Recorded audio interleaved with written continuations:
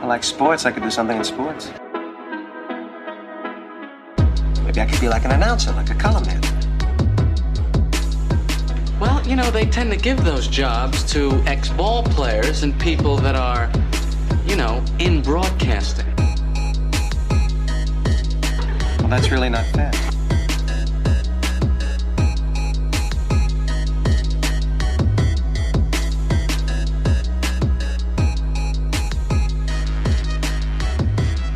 Hello and welcome to another episode of Box at One. The crew is back talking about soccer today. So I have with me Ron Salgado and I am Azam Faruqi. Hey, how's it going, everybody? And unfortunately, we don't have Pramit Bose with us today, but he'll be rejoining us later this week when we do our Raptors Nets recap and as well as the preview of the Raptors Celtics upcoming playoff series. So, Ron, the Champions League Final was this past Sunday. The result was quite expected. What did you make of it? Well, I mean, I think the fact that Bayern won, I expected that. I expected the scoreline to be a little bit different. They ended up winning 1-0. I don't know if I made the prediction on Instagram or not, but I thought it was going to be maybe more along the lines of like 3-1. I thought they would get a little bit more goals out of it. But yeah, I mean, Bayern played a great game. I think that PSG didn't, not that I think, I mean, they didn't do a good job of taking their chances. They had a few chances in the first half that, if they had put one or two away, would have completely changed the entire face of the game. But I mean, I guess that's soccer for you, that, just one or two things going differently could entirely change the game. And they just weren't able to capitalize. Yeah. And it was interesting because early on, you're right. So before the game started, I was talking to a couple of friends. I'm like, these are two high-powered offensive teams. So I was expecting something along the lines of 4-2, forgetting every year that Champions League finals generally are a bit of a dud. I don't know why. I mean, this year it was a little different. They were still playing some soccer. Yeah, I mean, PSG missed a lot of chances early on. Admittedly, Neuer was brilliant. I think he made a couple of really spectacular saves. But even then, I think Mbappe had a couple of open shots. And then once towards the end of the game, he actually whiffed he just overran the ball or something. And it was a perfect cross. So PSG, yeah, I mean, they had some opportunities, and by the end, they were just all over the place. They were just, I don't know, just fell apart. Like Neymar, unnecessary tackles, and just like that desperation and, lack of organization. I mean, especially, this is the team that scored 2 goals in injury time just a couple of games before that. And, not being able to maintain that level of discipline, it was shocking to me, considering it's so many star players, big players. But again, Bayern was always the more well-rounded team. The result wasn't a surprise. I was just hoping / expecting a few more goals. Yeah, so was I. And you said it, like Champions League finals are usually a little bit of a dud. And I think that's because teams usually probably end up playing a little bit tighter. They're tentative with going forward. I know Bayern did their usual, high line and pressing, which it definitely got to PSG. They were, they had some chances that they created on the wing early on, but like by and large, I don't think they were able to really create a whole lot going down the middle. By the end of the game, you saw Neymar having to come really deep to get the ball, and ended up forcing him into a lot of errors where he gave the ball away. You kind of started to see him pout a little bit, but I think I was most disappointed with Mbappe's play. He had a couple of great chances that he pretty much just passed directly to Neuer. Yeah, one of them he just flicked it back. Like it was almost very Alphonso Davies-esque. With that header? Yeah. I mean, we were messaging back and forth on that one. No, it was ballsy to do that. Like, I mean, I'm not a great player by any means, but there's no way, even if I have a little bit more skill, that I'm trying that I don't have the confidence to head it back to my keeper in a situation like that, but he put it right on the money, just like it was on a cushion for Neuer. Oh man, I mean, ballsy is such an understatement. Like you're on the biggest stage, and like trying to pull something like that, knowing that even if there was like let's say 0.1% chance that it might go wrong, you'd be remembered in history for all the wrong reasons. Just to that was it was crazy good and crazy bad at the same time. It was just insane. Yeah, I'm glad we mentioned him though, because he really, like, just the fact that he's Canadian for one thing. I love the kid. I mean, I'll forgive the fact that he played for Vancouver. That's that it is what it is. But just he just looked poised on such a big stage, and it looked like he belonged. And he's so young, and for him to still have so much growth potential, I'm excited for where he's going to end up. No, I agree absolutely. It's really exciting times for Canadian soccer. Yeah. And I also want to mention there was one chance from Di Maria where he came off the wing and he had a great chance to just I thought he was going to maybe put it low and wide, and he just skied it way over the net, and I think that pretty much just sums up the match for PSG. They created some chances, but Bayern just looked like they weren't going to give that up. I think they had 60 something % of the possession. I don't know that it was ever really in doubt once they got that the Coleman goal. Yep, and that too, a Frenchman, that would have been a dagger for them, former PSG player. Yeah. I was thinking the exact same thing. It's so poetic for it to end like that, and on that goal, I just thought I mentioned it was, you could really see what Bayern was doing, overloading the box. Mm-hmm. Kier was back there and he had two guys. He had one guy in front of him, one guy behind him. Either way, he would have been wrong. It even happened, I think, just a couple of minutes later where they lofted another ball into the box, and he was in the same situation. The second ball was a little bit too high, and I think ended up getting put over the net. But tactically, Bayern played a very good game. And PSG spent a lot of time sitting back with 10 men behind the ball, just waiting for the counter. It was working initially, but it just wasn't enough. No, absolutely. So no, I mean, it was a good game. Bayern arguably was the best team throughout the competition pre-post pandemic, and it's interesting after a bit of a wobbly start in Bundesliga earlier in the year. So a treble. So fantastic season for those guys. Yeah, congrats to them. All right, so let's move on to our next topic of discussion today, the mess that is Barcelona FC these days. Now, you're a big Barcelona fan. What do you make of this whole situation? Yeah, so the situation as a whole is just I wouldn't want to be the one that's responsible for coming in and fixing it. So just for our listeners, Ronald Koeman was hired as the manager, and he's got the tough task of not only overhauling the squad but also pleasing the Barca supporters, which it's one thing to be winning at Barca, but the other thing is that you have to win with style. Winning is not enough. You have to make it look pretty. But the squad is in such disarray. There are players that are upset with the president. You had Abidal who was let go, who they had issues with him as well. What do you think? Do you think that Koeman is honestly going to be able to come in here and fix the situation? So, see, this is where I don't know what to make of the signing, to be very honest. I think it's more to appease the fan base and more of an emotional signing than anything else. He's had some really good success, given the teams that he managed. So Everton, Southampton, took them to Europa and had some really good years with them. And if I'm not mistaken, I think he was the one who brought Van Dijk to Southampton 5 years ago. So, he's managed well. He's had a couple of bad stints as well. What I don't understand is, last year I just first heard his interview on YouTube, and last year he said, if I were the manager of Barca, that midfield has to go. So you're talking about Busquets, and you're talking about, and I know he said Rakitic has to go and Vidal has to go. with due respect, I mean, I think Rakitic was already like looking to get out, right? I think he wants to go to Seville, if I'm not mistaken.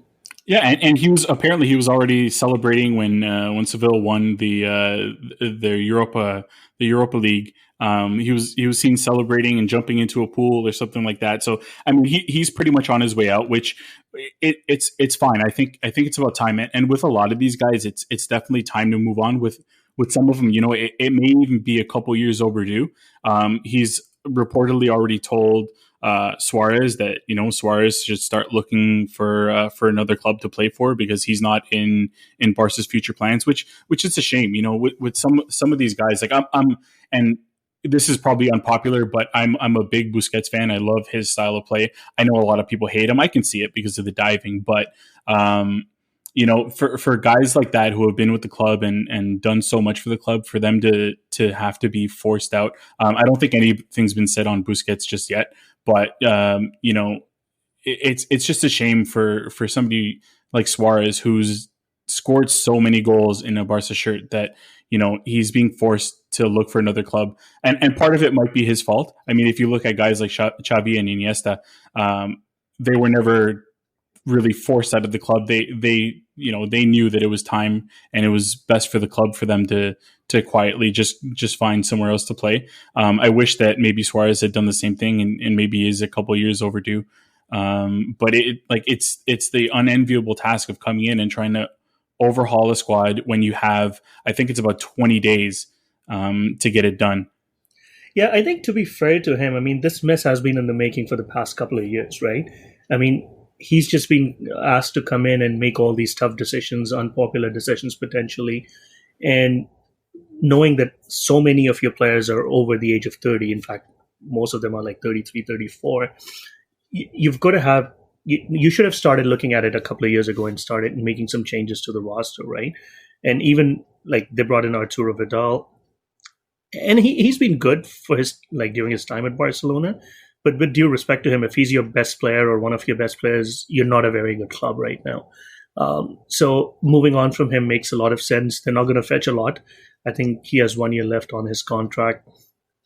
Rakitic is not going to fetch you a whole lot. So the two things that intrigue me a little bit. One, what happens with Messi? So apparently he said that he wants to keep Messi. But if he wants to keep Messi, they've got to find players around him. Obviously, the same group's not going to work next year. So who do they bring in? That's the big question. Secondly, do they have the money to do that? That, for me, is also a question mark for Barcelona right now. And the other thing is, if Messi moves on, then I think it makes it a little bit easier to offload a lot of other players. I just don't see it happening during this pandemic transfer window. There are not too many clubs who have the money to pay for Messi. They can probably negotiate a release clause. Like, I think it's 700 million right now. They could probably negotiate something lower. But the only two clubs I can think of that can pay that kind of money is either PSG or Man City, or, you know, we've heard some rumors about Inter Milan on and off here and there, primarily because I think he bought a house in northern Italy. So what do you do there? Oh, there are so many things to unpack in that, like in what you just said. Like the one thing is, if you look up and down the roster, the wages that they're paying are just it's an insane amount for such an old squad. Like you mentioned, a lot of them are on the wrong side of 30. And you know, Messi is on 70 million euros a year. You have Griezmann, who's on 45 million. I'm just looking at the squad right now. So if you're going to get rid of some of these higher priced players, Suarez, Vidal, some of the guys that we mentioned, you're definitely not getting back the value that you're going to need in order to solve some of the money issues that the club is having. So somebody like Suarez, who still has a year left on his contract, who's going to take him on? I don't know that anybody's going to take him on. Nobody's going to want to pay you for him. So are you left with making the decision of just, paying out the rest of his wages.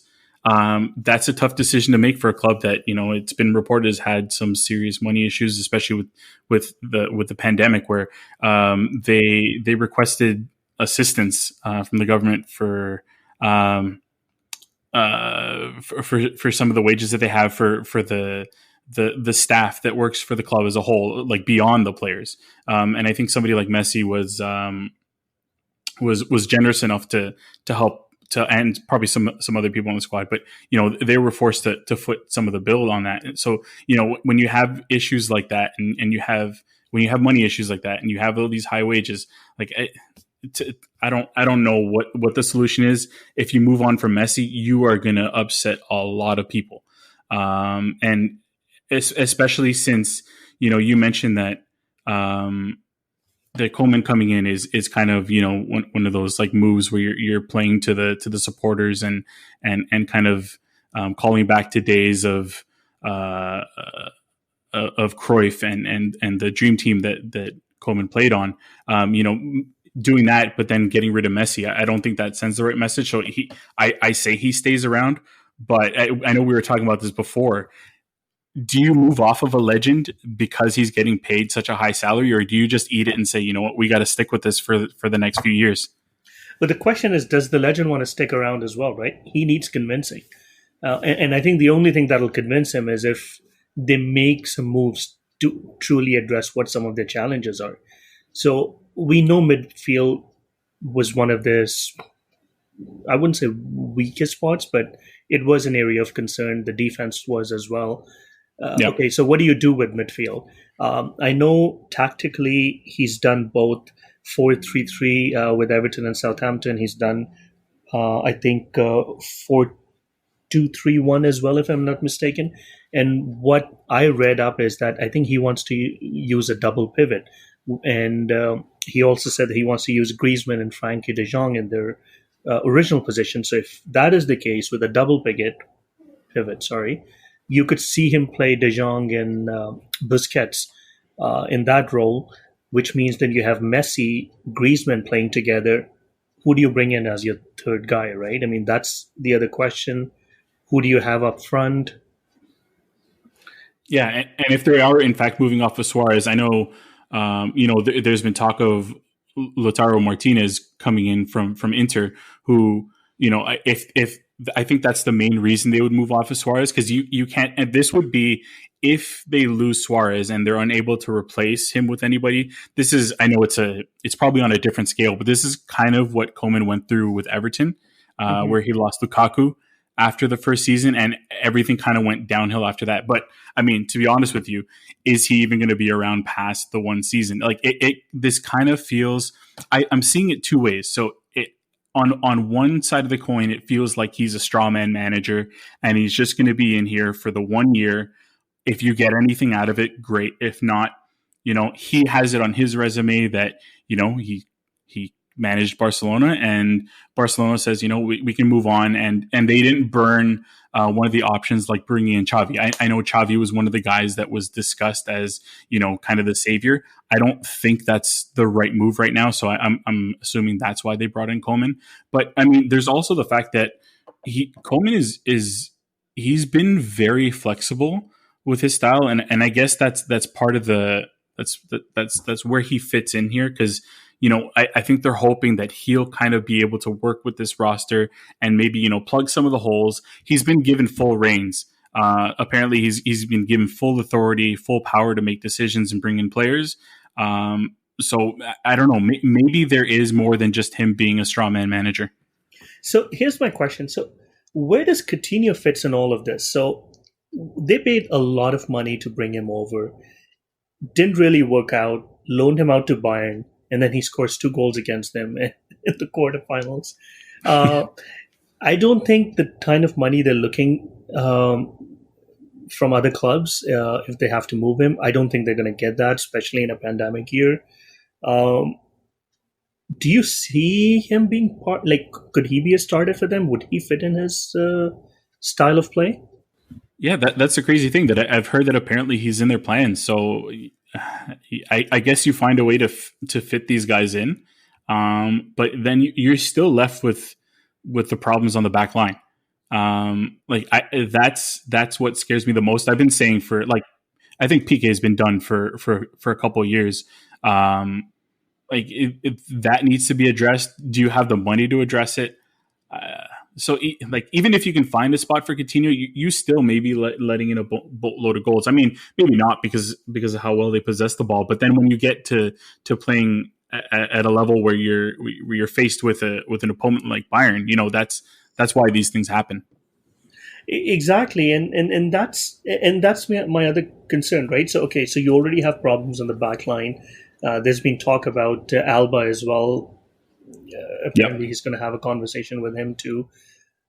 So the other piece that I haven't really come across relative to Barcelona, but I was looking at, I was listening to another podcast, the Anfield Wrap, and they mentioned that Liverpool's going to play 35 games in 109 days. I haven't seen La Liga schedule or Barcelona's schedule, but that's a lot of games in a very short amount of time. And I don't think it will be any different for Barcelona because they'll be competing in Champions Trophy. They have, La Liga, and they have the other competitions. Do you have the depth? Forget everything else. Do you have enough depth to compete in both La Liga and Champions Trophy? Like, again, if you want Messi to stay and you want to contend, how do you prioritize and how do you make sure you have enough depth to go through? Like, you literally will come you're going to get to a point where you're probably going to need two rosters with maybe 4 or 5 players, who might overlap. But you may need a Champions League roster. You may need a La Liga roster because the games are going to be very close to each other. Like, how do you manage that when you're in a mess to begin with? Even in the best of years where there is no pandemic, recently this has been an issue with Barca where the squad depth has, I think, ultimately, especially closer to the end of the year, led to a lot of their struggles. And I don't know that in a pandemic year that they're not gonna have the depth. And ultimately it's going to come back and bite them. And you know what? This is going to come down to nothing's going to be fixed in this year. And I hope that they realize that it's going to take a much longer rebuild than, what they've done in recent years, where you're going to splash some money on one player like a Griezmann and hope that it solves all of your problems. There's a bigger systemic issue at the club than something that splashing money on one player is going to fix. So if they can step back and say, you know what, we're going to try to fix our money issues. We're going to try to fix our roster, which is aging and you're starting to get diminishing returns from. I'm okay with, and I don't think this is common with Barca supporters because so much is expected of them, but I'm okay with saying this for this season, especially in such an odd season where you're probably not going to get a lot of money for your players. Let's just sit back and just wait and not make any moves that might impact you negatively in 2 or 3 years down the road. But then it comes back to, would Messi want to stay then? Yeah, and I wouldn't blame him for not wanting to.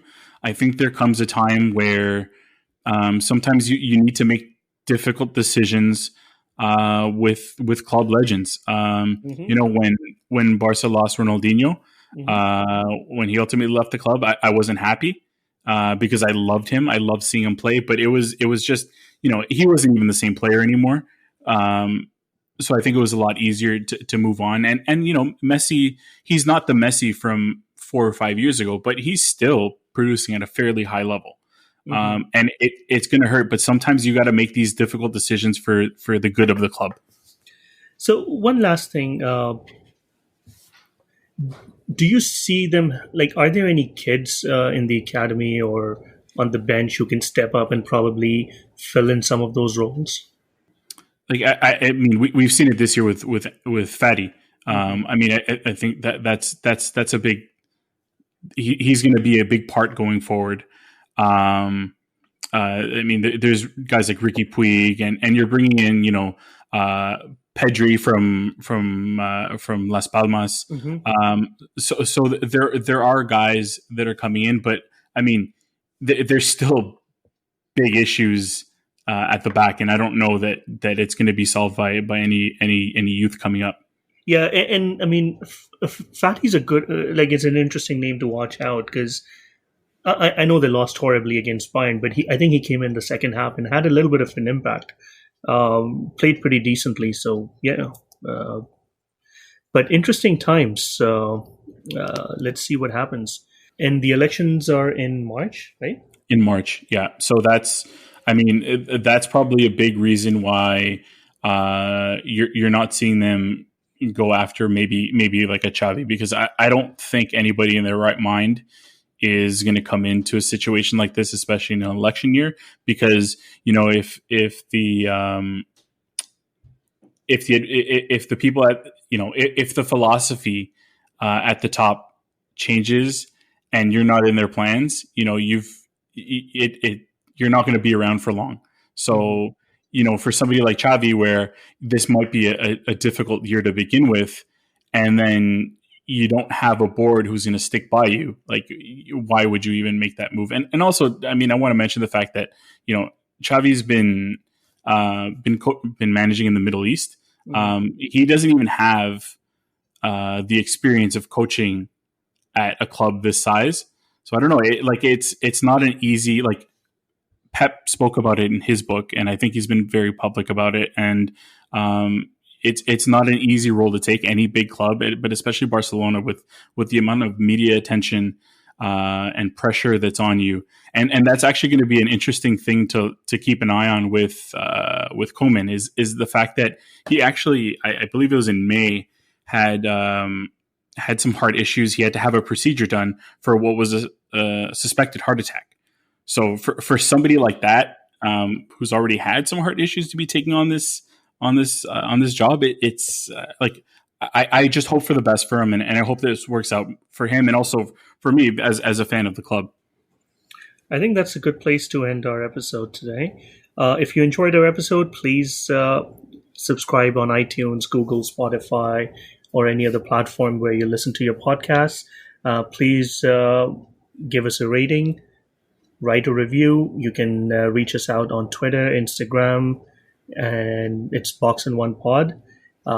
We would love to hear from you, and if you have any questions that you want us to answer, we'll be more than happy to do so in some of our future episodes. Yeah, and make sure you interact with us on Instagram. Our following has been growing. I want to thank everybody who's followed us, who likes our stuff, and also I wanted to mention to that one listener, whoever it is that's in Leinster, thank you. Yes, absolutely.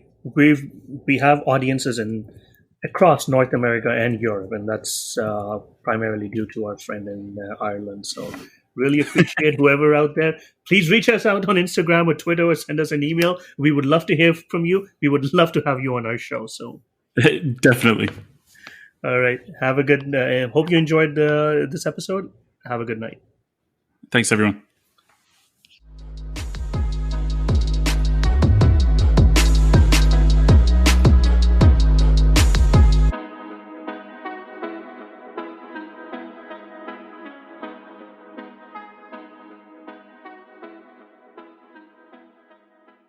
Are we finished? Done.